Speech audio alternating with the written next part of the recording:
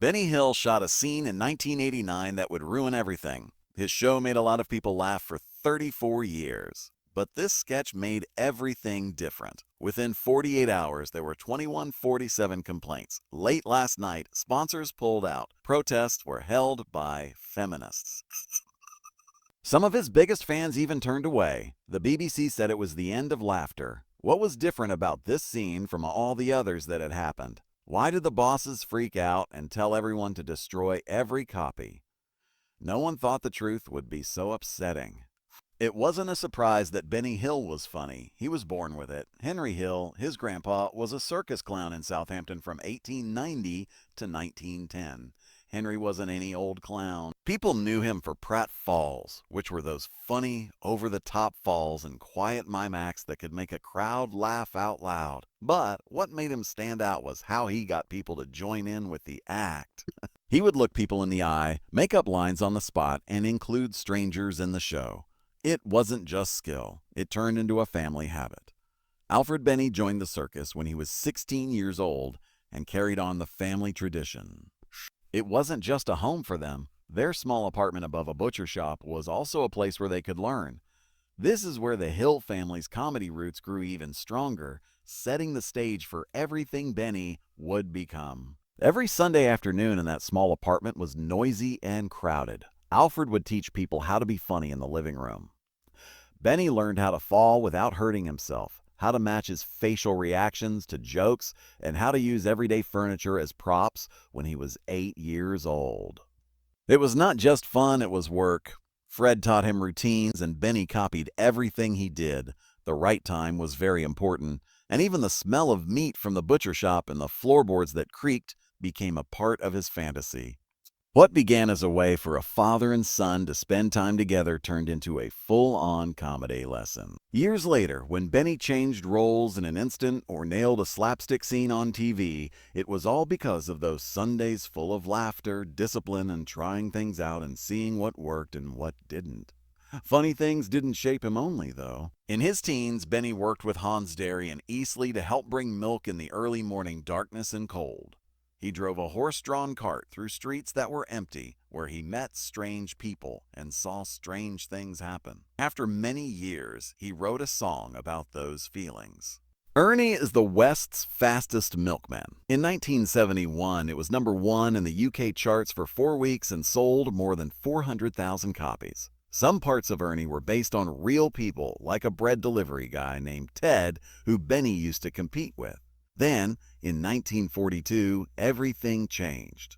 Benny had to join the British Army. He first worked as a mechanic and then as a searchlight user for the Royal Engineers. There was no stopping him, even when he was in uniform. He kept the men happy with songs, skits, and impressions. Those troop shows were his first real stage. Their lessons taught him how to read people, change, and make anything funny. No matter how bad things got, things changed for good in his life and in British entertainment after that. Shown up on a BBC entertainment show called Music Hall on March 23, 1949. It was one of his first times on TV, which was a very new medium at the time. It was hard for most comics to make TV work for them, but Benny saw how it could.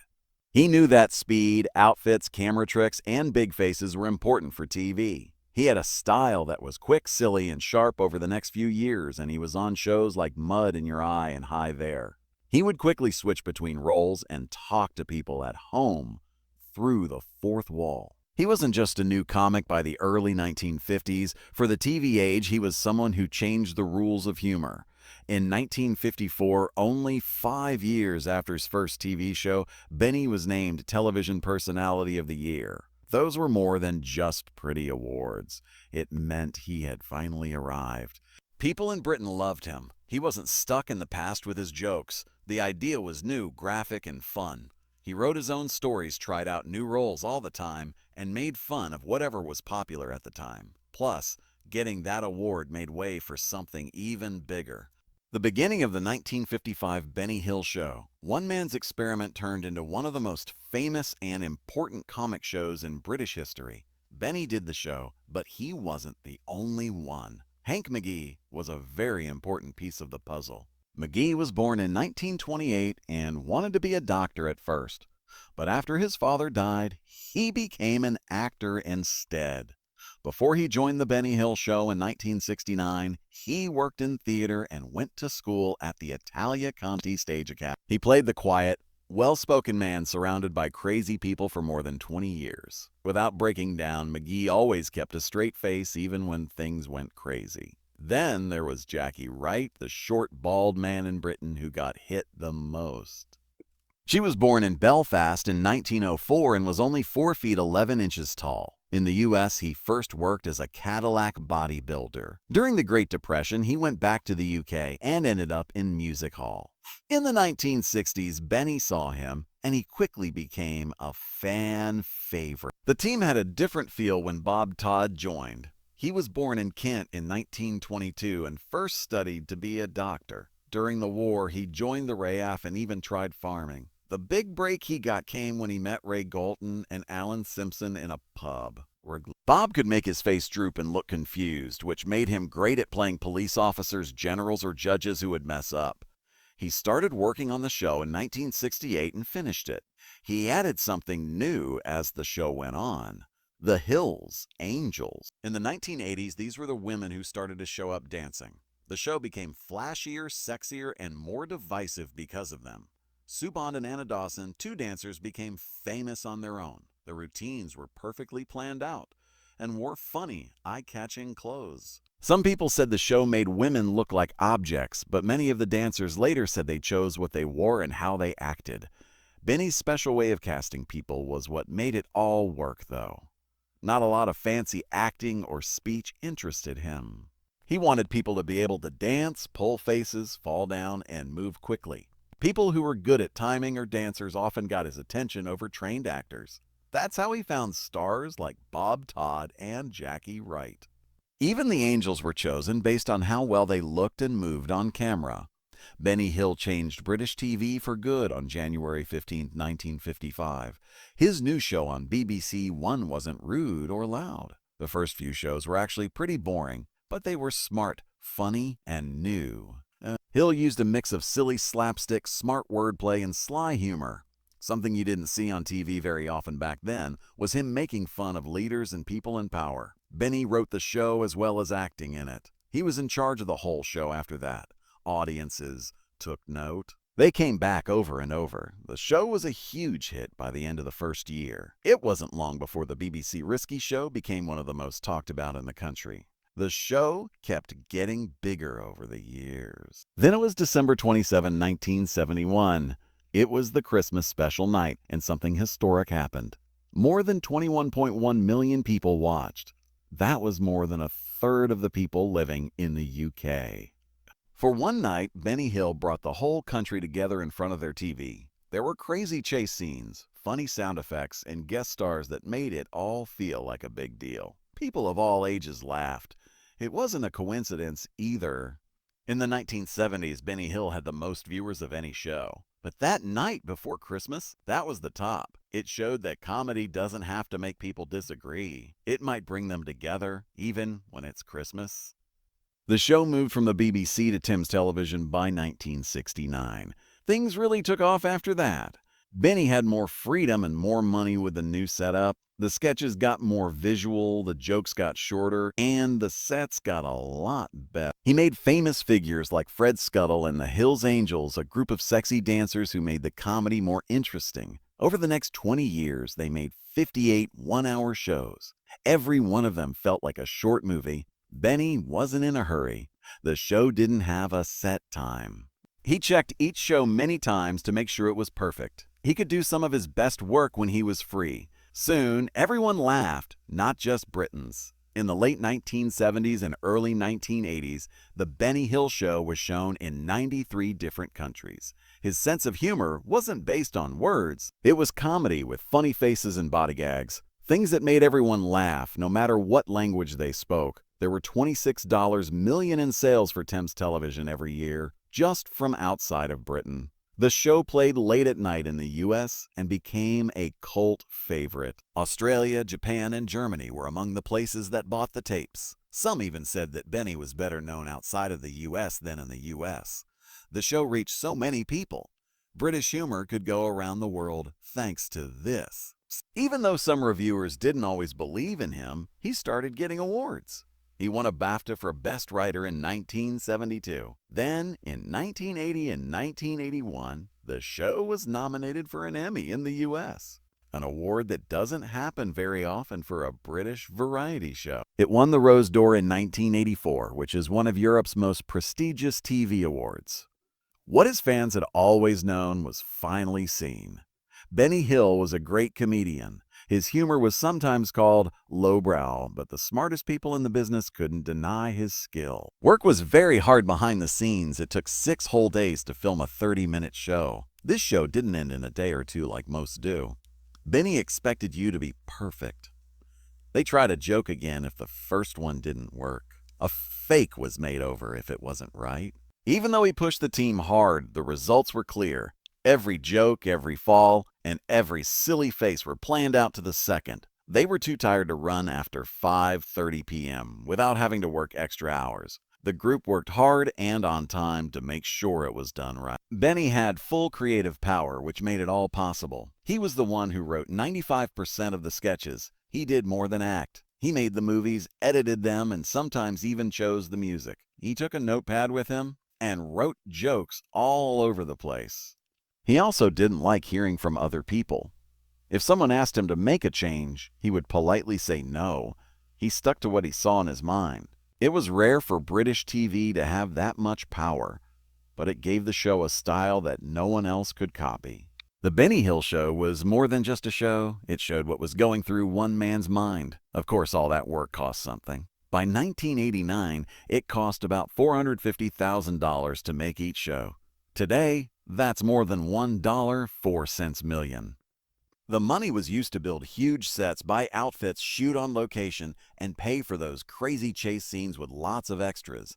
Tim's TV didn't seem to mind at first. Over the years, the show had brought in $100 million. But as numbers went down and costs kept going up, they stopped it. Even though 9.58 million people watched the last show, that's not nearly as many as the 21 million that watched the first season. The music came next. During the chase scenes, the fast and silly song Yakety Sax played. Boots Randolph and James Q. Spider Rich wrote it in 1963. It became the sound of the show after Benny used it in 1969. That catchy song in the background made the sped-up video, the silly outfits, and the running in circles look even worse. It was so well liked that ETV viewers chose it as the UK's best theme song in 2015. These days, that music makes you think of people running around in a mess. It's been made fun of in movies, politics, and late-night theater. Even though Benny is gone, that song and the laughs it made us all still live on. But some people didn't like the show. In 1987, it all began with a strong message. The up-and-coming comic Ben Elton didn't just say bad things about the Benny Hill Show. He set it on fire. On stage and in writing, he said that Hill's entertainment encouraged men to hurt women. He said that because of the show's racist tone, women in Britain can't even walk alone in a park anymore. That really hurt. Over 21 million people still watched Hill in the 1970s, and many of them still loved his comic acts. Elton wouldn't give up, though. After that, he made fun of himself by playing Benny Elton on Harry Enfield and Chums while women chased him to the tune of Yakety Sax. It was clear what he meant. Woos. It wasn't just funny to make people laugh. People's ways of life changed quickly because of it. After 2 years, the show did something it couldn't take back. Hill showed a beauty pageant sketch in 1989. When you first looked at it, it seemed like his normal mix of sarcasm and pretty girls. The jokes were darker this time, though. The women's talents included awkward stripteases and getting naked by mistake. The camera stayed put for too long, catching every moment that could be seen. What was once funny now felt sexy. The joke wasn't funny. It was scary. Scary. The audience and critics did not laugh. They hurt. It seemed more like mild voyeurism than a joke. By that time, the feminist movement was really taking off, and Hill's writing seemed like it came from the 1950s. A lot of people complained. The network went crazy. But that was just the beginning. In the same year, another picture made people even more angry. Hill checked out bikini-clad women in a clinic while pretending to be a doctor. What's the joke? There wasn't one. Long, sexy shots of the women's bodies while Hill looked at them. Not a word. Not smart. Only a sexually arrogant figure and women who are used as props. It wasn't just bad, it hurt my feelings. A lot of letters were sent to Thames Television from viewers. Too far out of step, The Guardian called the scene. As The Independent said, it was like going back to a time when women were supposed to laugh at their own shame. Protests and harsh op-eds were held by feminist groups. It was the kind of humor that one writer said, "We've been fighting against for 20 years. Then there was the moment that broke everything. There was no close-up, just a long slow-motion shot of a woman fixing her swimsuit while Hill looked at her. It wasn't a game. It was taking advantage of. In just 48 hours, 2,047 people had sent in complaints. That set a new record. People said it made them feel bad to watch TV with their families. Even people who supported Hill had a hard time explaining it away. The sketch wasn't just missing the point. It was very far from what the Times said. That one shot was the last straw for many. It was torn apart by the press. It was called exploitative vaudeville by the New York Times. The Guardian agreed with the anger and said the sketch was from a time that Britain had moved on from. Hill was once a comedy star, but now people who used to praise him were tearing him apart in public. Even critics who had been writing reviews for a long time agreed that the show had become old, useless, and out of touch. Both the media and the marketers stopped caring. Cadbury and Ford were among the sponsors who quit. They were scared by the protests and calls to boycott. No business wanted to be linked to a brand that made fun of women on national TV. Not only did it hurt their image, but it also cost them money. It costs $450,000, or about $1. $4 million today to make an episode of The Benny Hill Show. Without help from advertisers, that number couldn't last. Not very exciting, the show's end was just business. All of this happened because of a big change in culture. In the 1980s, the feminist movement was no longer a small group of protesters. It had become popular. Hill's sketches, especially the Hills Angels parts where women in bikinis were chased around, looked silly now. Younger people had already moved on.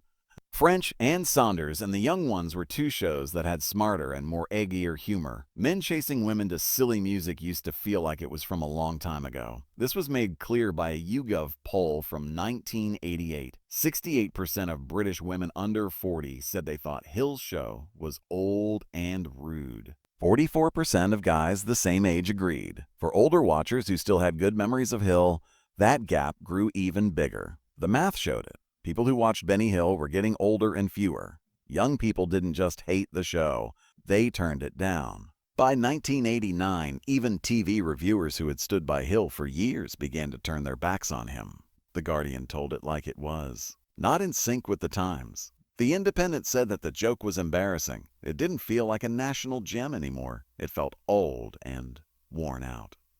And relics get buried in the end, no matter how much people love them.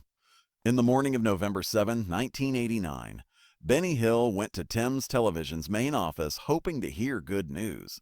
He had just come back from a great show at the Cannes TV Festival and was ready to talk about new season ideas. The meeting didn't go the way he had hoped, though. He was sitting next to John Howard Davies, who was the new head of Light Entertainment. Davies told Hill things he didn't want to hear. The show was called off. Not a warning. Do not fall softly. For cold reasons only. For cold reasons only. In the 1970s, 21 million people watched, but now only 10 million do. The cost of making each show had gone up to $450,000, which is about $1.04 million today. And the jokes were seen as old-fashioned now. Hill, 65, was shocked. A new sketch had already been written by him. It didn't take long for the meeting to end. He left without telling the press anything. A man who had been a big part of British theater for decades had been kicked off his own stage. It's not all bad news that the change was made. It came with a golden order to gag. Thames made Hill an offer of a $1 million severance deal. It sounded nice, but there were some rules attached. There was nothing bad he could say about the network. Not a word. Not about the heads of companies. It's not about the choice. Not even briefly. He also couldn't sign with another radio station for a while. It looked like a golden kiss, but was really a soft muzzle. Even though Hill took the money, he was very sad behind closed doors. It's no longer funny, he told his friends. It felt like treason to a man who had been with Thames since 1969. He had to follow that rule of silence until the day he died. In 1992, he never had a chance to defend himself in public. What Thames did next made things even worse. They ordered the master tapes of his last season in 1989 to be destroyed without telling anyone. Gone. Deleted. Even information that might be seen as offensive, most networks would store it. Not this time, though. CEOs wanted to break all ties. They were afraid of what would happen and wanted to hide the whole thing. Some fans and collectors kept bootleg copies, though, and those rare tapes got even more valuable over time. The events that were never shown became a kind of urban legend, adding to the mystery and sadness of Hill's last book. The show kept showing in America even after it was taken off the air in Britain. People in the U.S. still loved it. The silly jokes, the chase scenes, and the slapstick. Everything still worked well. The show was shown all over the U.S. until 1991. Made about $250,000 from those repeats alone. 54% of people who answered a TV Guide poll didn't want the show to be taken off the American screens. It was still making a lot of money in other countries, but Thames didn't care. Things were different at home. What people used to think was lighthearted fun is now called sexist or out of date. It had never been clearer how different American and British values were. But there was more going on behind the scenes, and stories began to surface after the show finished. Some of the female cast members, mostly from the group called Hill's Angels, began to speak out. They said they felt like they were just there to be used as props or for cheap laughs. Hazel O'Connor, a punk singer, said Hill said rude things to her and even tried to kiss her. Some people, like actor Jane Leeves, said Hill was polite and helpful. The picture wasn't clear. Some women fought hard for him and called him a father figure. Some people said they felt like objects. Different kinds of stories were told, but they all added fuel to the fire. The show that used to be the best in British comedy was falling apart because of new ideals and hard truths. The job was done by the wave that came next. Different kind of comedy. In the 1980s, a new group of comics came on the scene. They made fun of the old guard. Some TV shows, like The Young Ones and Not the 9 O'Clock News, made fun of Benny Hill's acts. They said he was out of style. They said his jokes were racist. Ben Elton was one of the biggest people who said that Hill's work made it acceptable to treat women badly. It made him think of how scared women were when they walked alone at night. It was a strong charge. Hill was a target for the new wave because he stood for everything they wanted to destroy. Not as many people watched him. His name got into trouble, and the people who used to cheer for him now laughed at him. Hill didn't fight back after the show was picked up. He went away. He moved into a small flat in London and didn't leave it much. Friends said that the only times he went out were to get food or take a short trip to Europe. He stopped going to events in his field and answering his phone. Some people said he was sad. Some people said he gave up. He told a friend that a simple, good job would have been nice. He got none after more than 20 years with Thames. There was only silence and a quiet escape. There was something else going on in the background of that quiet. His health was getting worse. He had heart trouble and hurt his joints. He hid the fact that he was hurting. In 1992, he had a heart attack and was told that his kidneys were also failing. Surgery and dialysis were suggested by doctors. Hill said no to both. He did not want to be treated. He just wanted to be alone. Because of his arthritis, he had trouble moving around, and even his last TV performances had to be changed to accommodate his limited mobility. People never saw this side, though. Hill smiled on screen while she was crying behind closed doors. He had one more chance. A new show was planned for 1991, the world tour of Benny Hill. It was only possible to finish one show, Greetings from New York. It turned out to be his last show. A few more offers came in. In fact, Central Independent Television sent him a contract in the beginning of 1992. Hill did not sign it, though. He passed away the day it came. He had turned down offers from other networks as well, including the one that fired him. He might have stopped wanting the attention. Maybe he didn't believe in the business. He might have also known that things had changed. Benny Hill was discovered dead in his apartment on April 20, 1992. He was 68 years old. He had been sitting in his armchair and watching TV 2 days before. That's where he passed away, by yourself. It wasn't until neighbors complained about the smell that his body was found. Then Kirkland, his producer friend, climbed up on a ladder and looked out the window. Hill was there. Envelopes and stacks of old videotapes all around him. Coronary thrombosis, a heart attack caused by a blood clot, was the cause of death. 2 days had passed since he died.